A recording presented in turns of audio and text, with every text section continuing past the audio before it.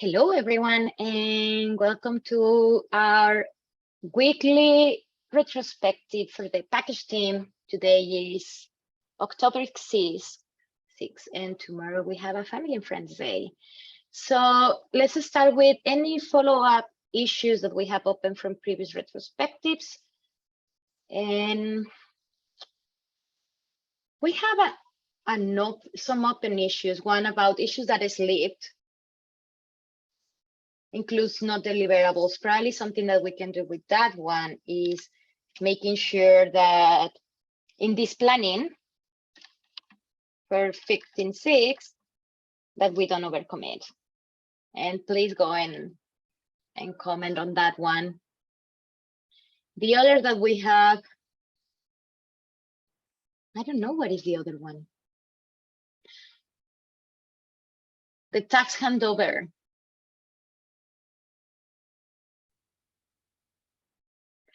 So it's just adding to our handbook, like the process that we have for the handoff for time off. Who wants to take ownership of that? It's a quick change.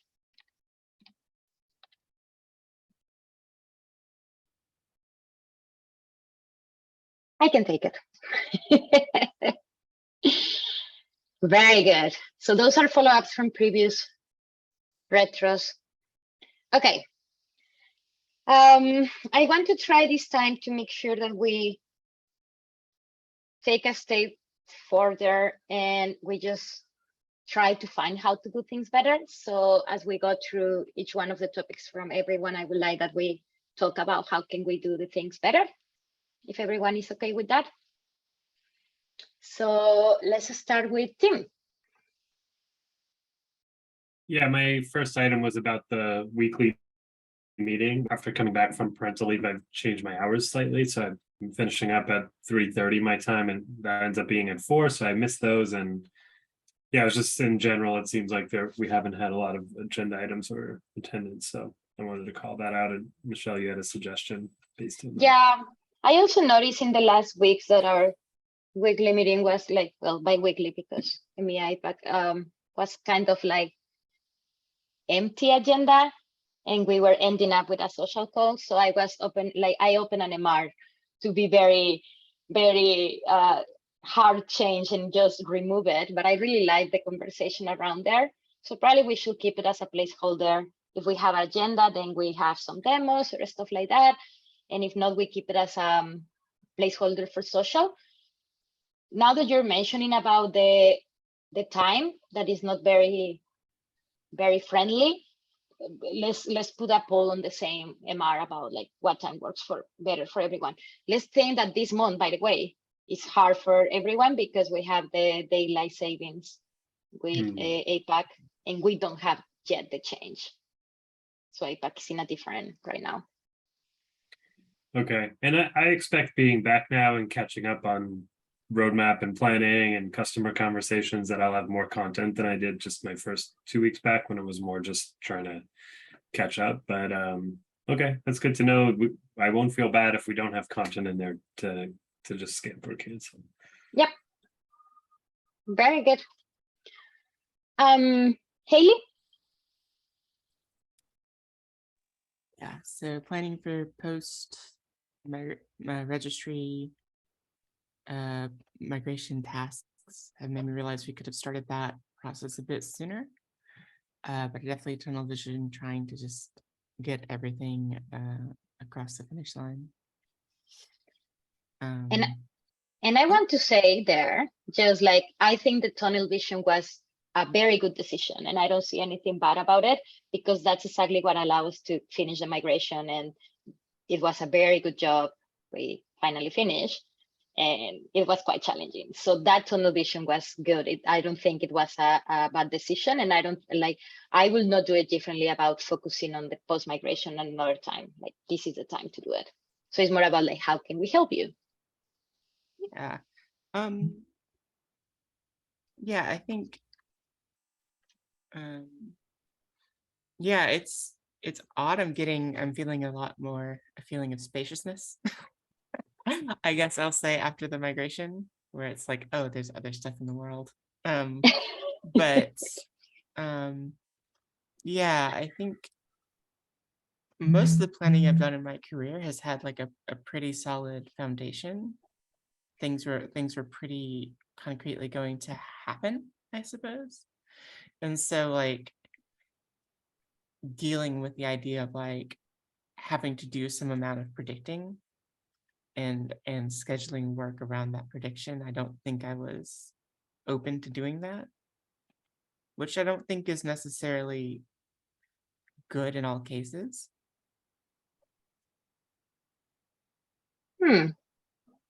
We definitely work with some uncertainty. That was a migration. It was very uncertain, and you did it amazing. So yeah, I would like to hear like from the team. What would you recommend to Haley in that, or how do you think you can help her?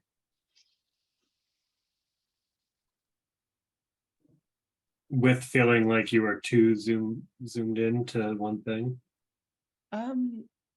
Not necessarily, maybe that a little bit, but more of like, how do you deal with planning for work and scheduling things out when there's some level of ambiguity, or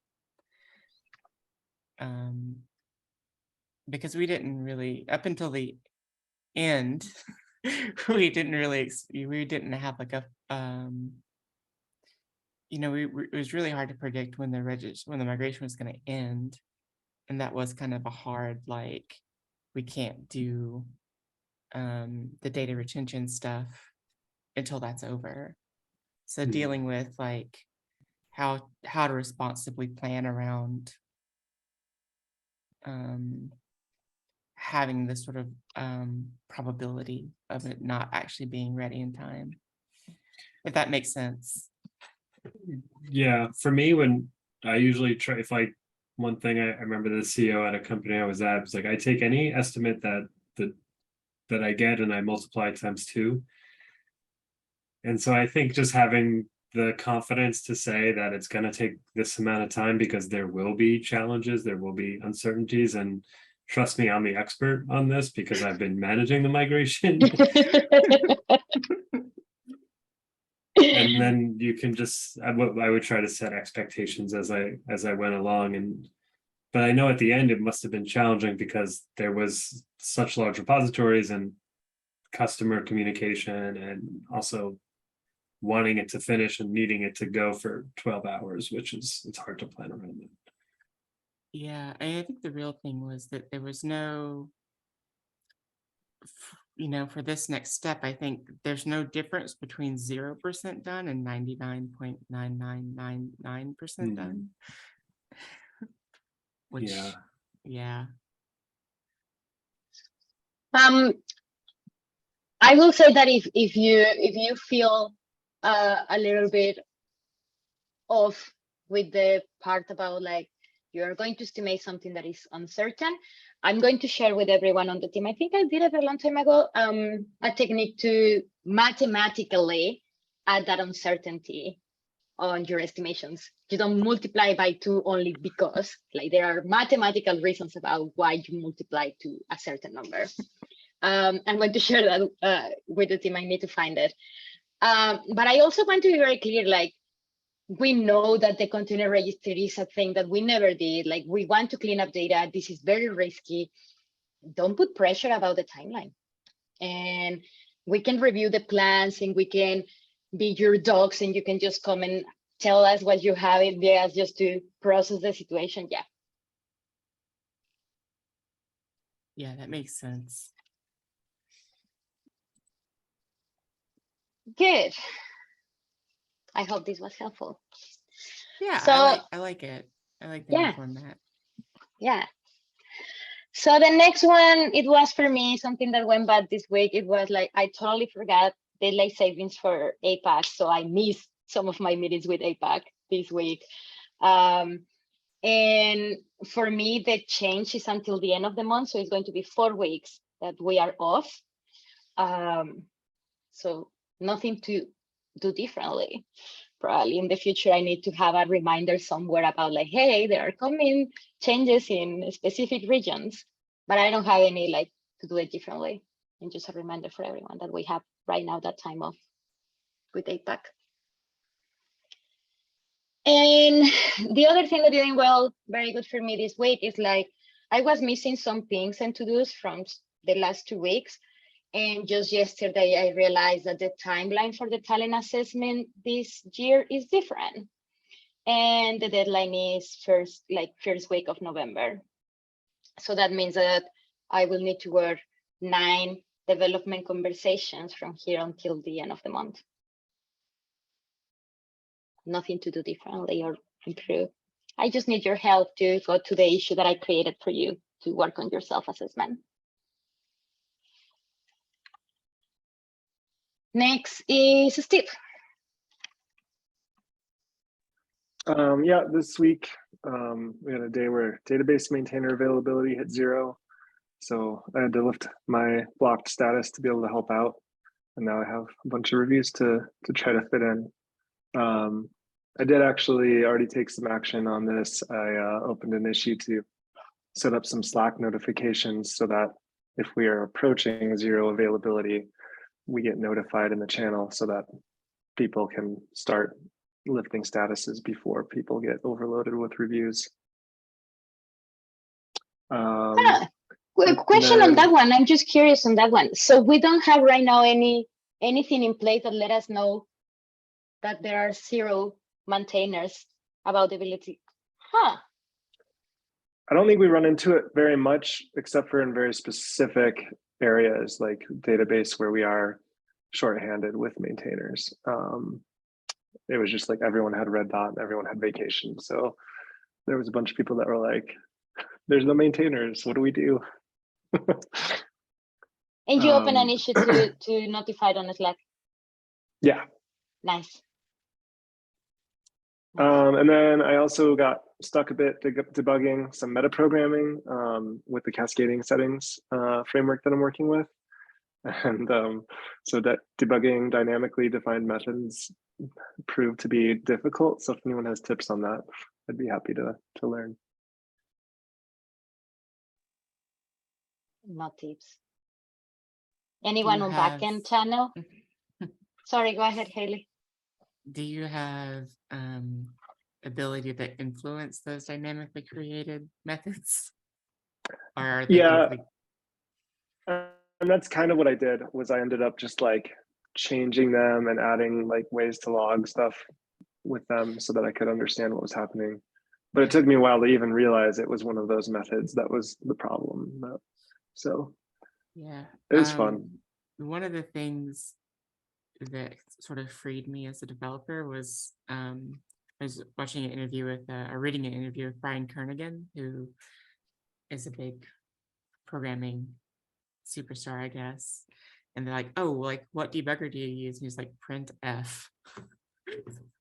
So even though that feels rudimentary, it's often the best thing you can do is just throw some print statements in, and if you can influence dynamically generated stuff, you know, there's no shame. Yeah, there's a really good blog post about puts debugging for Ruby. I'll have to find that one. But I looked at that one and I was like, I hope there's something about metaprogramming in here, and there wasn't. So yeah, I think in trial and general, error. even with like Go, which is super transparent, like it's always good to remember like the source code isn't ran, right? It's never the source code that runs. It's always something is always in between. It's either the interpreter or the compiler, and that's actually what's being executed. So it's always like to have that in the back of your mind can like often help with like not getting too caught up with what's on the screen, since it's not really what's going to happen.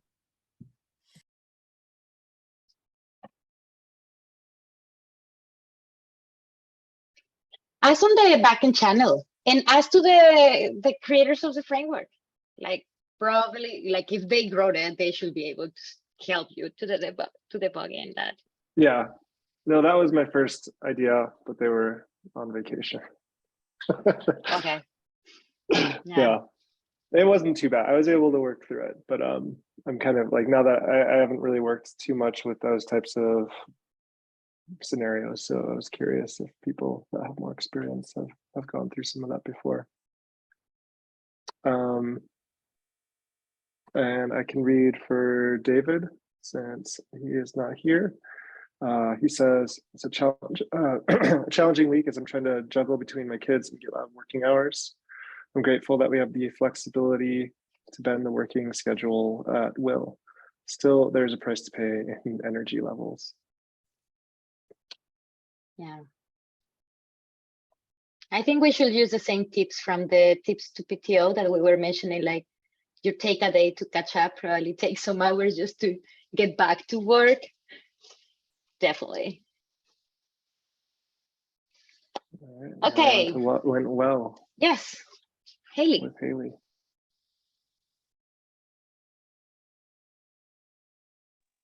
We are done. The migration's complete. It's like the end of Lord of the Rings, where the eagles are like flying people off. Yeah. Sorry Yeah, for we should spoilers. celebrate. Oh yeah, for Yeah. sure. Yeah, and yeah, it's been my entire job here at GitLab. That's For a long true. time. That's Yeah. true. You see, Yeah. then the situation about working on something different makes sense. You've been working on that for so long that, yeah. Yeah. And to learn what other kind of stuff computers can do. Yeah. On to you, Michelle. So for me, I'm very happy to see Dima working this week on his first issue after 4 weeks. Suleimi completed the first week of onboarding, and we have Adi joining this week. So I'm very excited that the team is growing, and looks like our onboarding is going very well. So welcome to the team. I'm happy to have you with us. Thanks, and nice to see all of you finally. Welcome, you as well. Dima? So I'm very excited to start working on the first issue and diving into the code, obviously. And yeah, that's the next part of the onboarding journey, which is right here, and that's great. So How was it this week jumping into the code? Better or worse than you were expecting?